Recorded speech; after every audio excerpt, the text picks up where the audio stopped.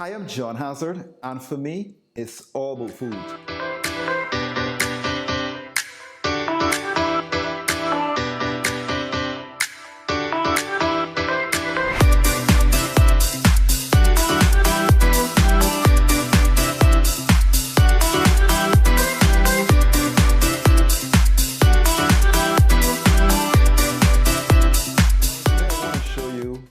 The tools you would need when you're making sourdough bread.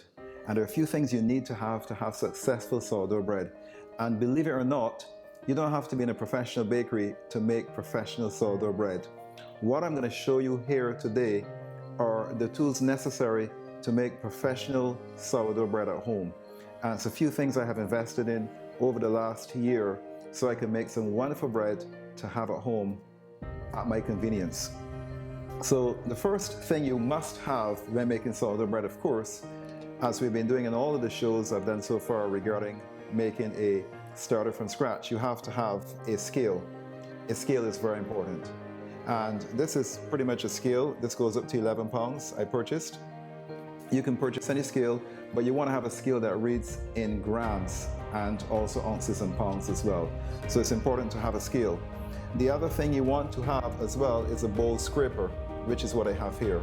You want to have a bowl scraper so you can scrape your bowl to make sure you maximize the use of all of your dough as much as possible.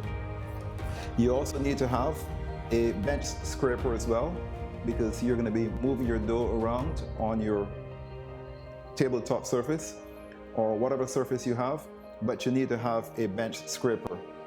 The other tools you're going to have when making the sourdough bread as well is a brush, because we're going to be using flour, and once we have our flour, we're going to need to brush off the top of our rolls as well. So we're going to need a brush, and you also need what's called a lame or razor blade. If you don't have a lamb or razor blade, you can always just use a plain razor blade, but this is just a device so you can score your bread as well, because you need to score the bread because it's going to have a lot of moisture inside of it and it needs to escape.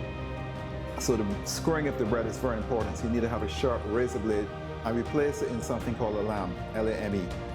And the other two items which are really important, you're going to have a Banneton basket. It's called a Banneton. Or if you can't seem to find a Banneton basket, you can always order this on Amazon or online. You can also purchase a basket from your local craft store, or you can use a stainless steel bowl. But it's always nice to have a Banneton basket, and of course you need to have a white napkin to put into your basket, because we normally sprinkle inside a basket with rice flour. So a Banneton basket you need to have, and a napkin. And one of the most important things I believe you have to have is a Dutch oven. A cast iron Dutch oven. This brand I have here is Lodge. I purchased this in a hardware store. You can always get it in a hardware store and a good cook store. It's made of cast iron, but that's what we're going to use to bake the bread in. You cannot get the oven spring or oven rise you're going to need without this Dutch oven, because it encapsulates all of the steam within the actual Dutch oven itself as it bakes in the oven. I've tried several different things. I've tried spraying water inside the oven. I've tried putting a pan in the oven with water, but it doesn't give me the oven spring like what a Dutch oven would have. And the other thing which I don't have here, which is very important that you must have, are good mittens. You must have strong mittens to hold the Dutch oven, because we're going to place it in the oven at 500 degrees Fahrenheit. So it's going to be extremely hot and you don't want to get a serious burn. So that's it. That's the equipment that you will need when you're making your sourdough bread. So the next video, I'm now going to show you with the starter we created, which took us 7 days. I showed you the float test, what you must do when your starter is ready or your levain is ready to make your sourdough bread.